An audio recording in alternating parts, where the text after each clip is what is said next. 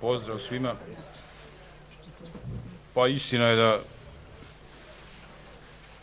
da je rezultat ovako neočekivan. Pirms šodienas spēles tiešām necerēju, ka gūsim pārliecinošu uzvaru ar rezultātu 5-0.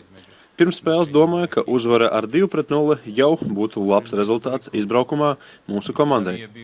Mēs uzvarējām, tomēr tā nebija viegla spēle.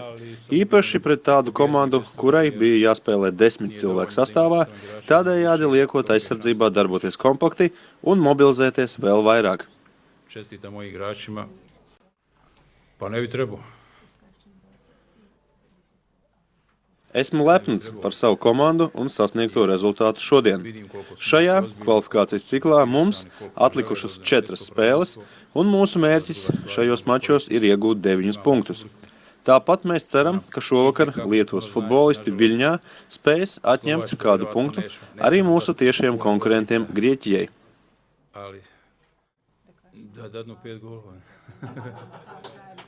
Septembrī mēs ceram, ka komandas sastāvā atgriezīsies traumētie Zvezdans Misimovičs un Ogņens Vraņiešs.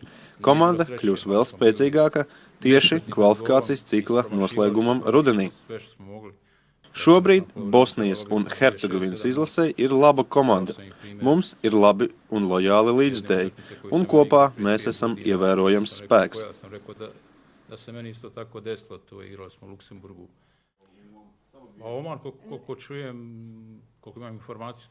Pēc pirmā puslaika no manas puses ģērbtuvēs nebija kritikas futbolistu virzienā.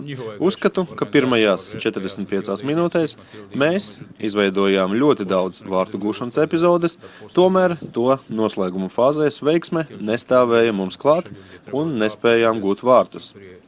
Pārtraukumā motivēju spēlētājus turpināt iesākto un nepieciešamību atklāt spēles rezultātu. Tas arī sekmīgi izdevās otrā puslaika sākumā, un mēs spējām novest šo maču līdz uzvarai. Predsjednik I generalni sekretar ta utakmica definitivno otkazana.